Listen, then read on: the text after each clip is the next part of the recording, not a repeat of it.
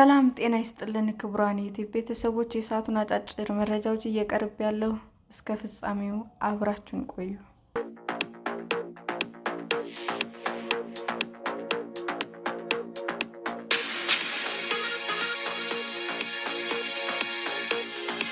የቻይናና ሩሲያ ትስስር ከመቼውም በላይ መጠንከሩን ፑቲን ተናገሩ።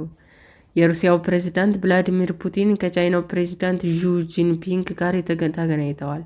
የአሜሪካው ፕሬዝዳንት ዶናልድ ትራምፕ ቤጂንግ በጎበኙ በቀናት ልዩነት ፑቲን ይፋዊ የሥራ ጉብኝት እያደረጉ ይገኛሉ። ፑቲን ከጂንፒንግ ጋር ባደረጉት ውይይት የቻይና እና የሩሲያ ትስስር ከመቼውም በላይ መጠንከሩን ተናግረዋል።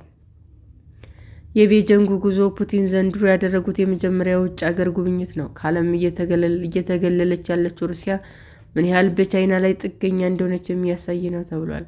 ቻይና የሩሲያን ነዳጅ በግንባር ቀደም የምትገዛ ሲሆን፣ ሁለቱ ሀገራት ከምዕራባውያን ተነጥለው ወዳጅነታቸውን ማጠናከርም ይፈልጋሉ።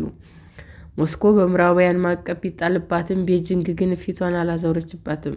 በዩክሬን ጦርነት ምክንያት ሩሲያ ላይ የተጣሉ ማዕቀቦች ቢኖሩም ቻይና በጥንቃቄ ከሞስኮ ጋር ያላትን ግንኙነት አስቀጥላለች። የሁለቱ ሀገራት መሪዎች ከሚወያዩባቸው ነጥቦች አንዱ የተፈጥሮ ጋዝ ማስተላለፊያ መስመር ዝርጋታ ይሆናል። የሩሲያው ጋዝፕሮም እና የቻይናው ናሽናል ፔትሮሊየም ኮርፖሬሽን በጥምረት ጋዝ ማስተላለፊያ መስመር ለመዘርጋት ስምምነት ላይ መድረሳቸው ተዘግቧል። ሳይቤሪያ 2 የተባለው የነዳጅ ቧንቧ መስመር ለመገንባት ሲደረግ የነበረውን ንግግር መሃል ላይ ቢቋረጥም በስተመጨረሻ ስምምነት ተፈርሟል። ይህ መስመር ከተዘረጋ በሞንጎሊያ በኩል በ50 ቢሊዮን ኪዩቢክ ሜትር የሚጠጋ የሩሲያን ጋዝ ለቻይና ያደርሳል። የመካከለኛው ምስራቅ ጉዳይ በተመለከተ ሁለቱም መሪዎች እንደሚነጋገሩ ይጠበቃል። የቻይና ብሔራዊ ጣቢያ እንደዘገበው ጂንፒንግ የመካከለኛው ምስራቅ ጉዳይ ቁልፍ ነጥብ ላይ ደርሷል ብለዋል። ጦርነቱ በድጋሚ መጀመር ተቀባይነት የሌለው እንደሆነ የገለጹት ፕሬዝዳንቱ ሰላም ለማስፈን ባለ 4 ነጥብ ምክረ ሀሳብ ማቅረባቸው ተዘግቧል። ፑቲን ጂንፒንግን ውድ ጓደኛዬ ብለው መጥራታቸው የሩሲያ ብሔራዊ ጣቢያ ዘግቧል። ከዚህ ቀደም ሁለቱ መሪዎች ጥብቅ ወዳጅ መሆናቸውን ሲናገሩ ቆይተዋል። አንድ ቀን እንኳ ሳንተያይ ብንቆይ 3 የብልግ ወቅቶች ሙሉ ያልተገናኘን ይመስለናል የሚለው የቻይና አባል የሩሲያው ፕሬዝዳንት ሲጠቅሱም ተሰምተዋል። የሁለቱ ሀገራት ግንኙነት በተለይ ባለፉት 25 ዓመታት መጠናከሩን ፑቲን ተናግረዋል። ሁለቱ ሀገራት የመልካም ጎረቤትነት ስምምነት ከተፈራረሙ 25 ዓመት አስቆጥረዋል። ይህንን ታሳቢ በማድረግ ፑቲን ወደ ቤጂንግ ተጉዘዋል። ከቀናት በፊት ትራምፕ በቤጂንግ ደማቅ አቀባበል ተደርጎላቸው ነበር።